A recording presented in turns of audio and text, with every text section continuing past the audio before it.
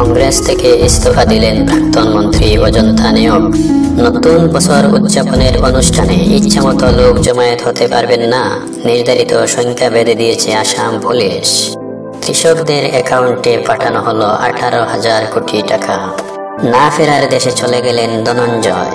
আসাম বিশ্ববিদ্যালয়ের দেওয়া প্রথম ডিলিট পেলেন অধ্যাপক মেহমুদ আলম আনসারি। এখন পর্যন্ত 78 জন পেপার মিল কর্মী মৃত্যুবরণ করেছেন।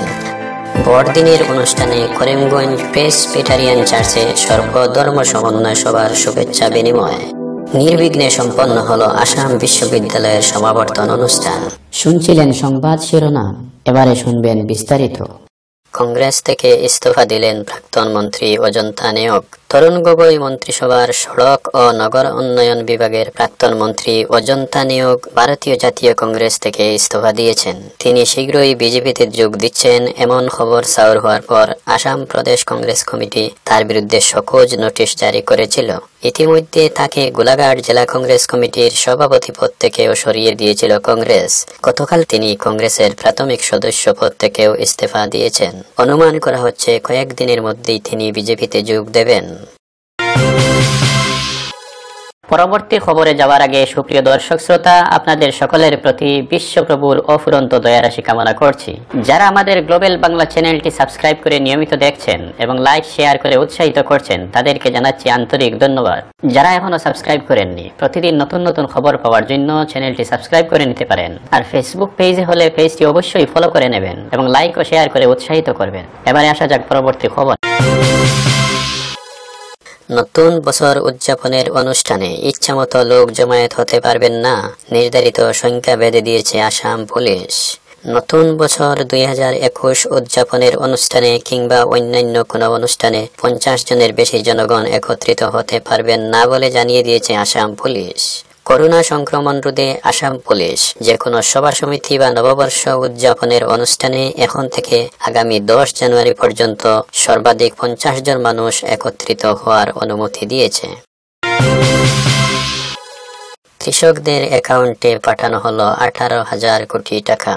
দেশের কৃষকদের সম্মানার্থে প্রধানমন্ত্রী কিষাণ সম্মান নিধি যোজনার 18,000 কোটি টাকা দেওয়া হলো সরাসরি কৃষকদের অ্যাকাউন্টে। দেশে কৃষকদের আন্দোলনের আজ 1 মাস পূর্ণ হলো। প্রধানমন্ত্রী নরেন্দ্র মোদী আজ দেশের বিভিন্ন রাজ্যের কৃষকদের সঙ্গে অনলাইনে কথা বলেছেন। প্রধানমন্ত্রী দেশের কৃষকদেরকে পিএম কিষাণ যোজনার অধীনে উপকৃত হওয়ার সুযোগ কাজে লাগানোর আহ্বান জানিয়েছেন এবং সরকারের কৃষকদের স্বার্থে নেওয়া অন্যান্য সুযোগ সুবিধাগুলোর কথাও জানিয়েছেন। প্রধানমন্ত্রী গতকাল আসামের বরাক উপত্যকার একাংশ কৃষক ছাড়াও দেশের অন্যান্য রাজ্য যেমন ওড়িশা, হরিয়ানা, মহারাষ্ট্র, মধ্যপ্রদেশ, উত্তরপ্রদেশ এবং তামিলনাড়ু ইত্যাদি রাজ্যের কৃষকদের সঙ্গে অনলাইনে ফোনের মাধ্যমে কথা বলেছেন। আসাম বিশ্ববিদ্যালয়ের দেওয়া প্রথম ডিলিট পেলেন অধ্যাপক মেহমুদ আলম আনসারি।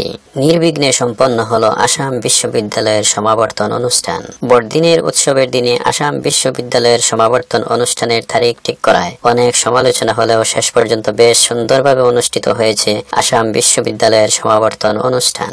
নির্ধারিত সূচি অনুযায়ী রাজ্যের মুখ্যমন্ত্রী সর্বানন্দ সোনোয়াল সহ দেশের পরিবহন মন্ত্রী নীতিন গাডকারিও এসে উপস্থিত হয়েছেন। দীক্ষান্ত ভাষণও দিয়েছেন সড়ক পরিবহন মন্ত্রী। গতকালকের অনুষ্ঠান ছিল আসাম বিশ্ববিদ্যালয়ের 18তম সমাবর্তন অনুষ্ঠান। আসাম বিশ্ববিদ্যালয় এই প্রথম ডিলিট প্রদান করল।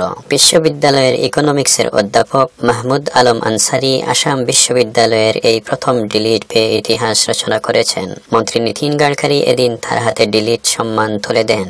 উল্লেখ্য, মাহমুদ আলম আনসারি দিল্লির জওহরলাল নেহরু বিশ্ববিদ্যালয় থেকে এমফিল করেছেন, পিএইচডি করেছেন জেএনইউ থেকেই এবং ডিলিট করেছেন আসাম বিশ্ববিদ্যালয় থেকে। তিনি বিগত প্রায় 20 বছর থেকে আসাম বিশ্ববিদ্যালয়ের অর্থনীতি বিভাগের অধ্যাপক মেহমুদ আনসারির বাড়ি বিহারের পূর্ণিয়া জেলায়। উল্লেখ্য, আসাম বিশ্ববিদ্যালয়ে এর আগে বাংলাদেশের 2 গবেষক ডিলিট কোর্সে ভর্তি হয়েছিলেন, কিন্তু সফলভাবে শেষ করতে পারেননি তারা।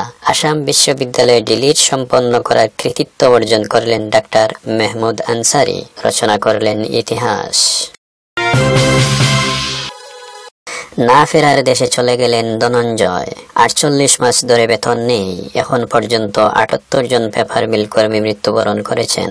আসামের নগাঁও জেলার ধনঞ্জয় পাঠক নামের এক পেপার মিল কর্মী গত 24 ডিসেম্বর মৃত্যুবরণ করেছেন। তিনি নগাঁও পেপার মিলের কর্মী ছিলেন। উল্লেখ্য, নগাঁও পেপার মিল এবং পাঁচগ্রাম পেপার মিলের কর্মীরা দীর্ঘ 48 মাস থেকে কোন রকম বেতন ভাতা পাচ্ছেন না। বিভিন্ন আন্দোলন করে যাচ্ছেন তারা, কিন্তু কাজের কাজ কিছুই হচ্ছে না। সরকার তাদের বকেয়া বেতনগুলি দেওয়ার বিষয়ে কোনো সিদ্ধান্তই নিচ্ছে না। ধনঞ্জয় পাঠকের মৃত্যু মিলিয়ে এখন পর্যন্ত বেতনের জন্য আন্দোলন করে করে মোট 78 জন কর্মচারী মৃত্যুবরণ করলেন।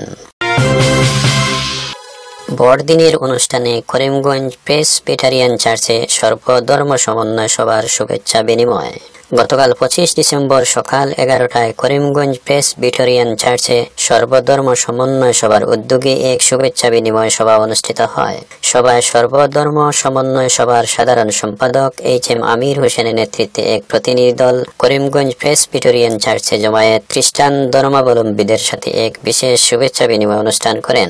এখন দেখুন প্রতিনিধির ক্যামেরায় বন্দী শুভেচ্ছা বিনিময় অনুষ্ঠানের একটি মুহূর্ত।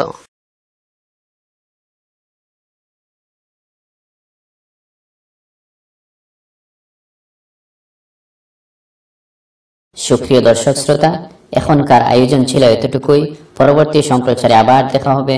ততক্ষণ ভালো থাকুন, সুস্থ থাকুন, নিরাপদে থাকুন এই কামনা করে এই ভিডিওটিতে একটি লাইক ও শেয়ার করবেন এই আশা রেখে এখানেই অনুমতি চাইছি।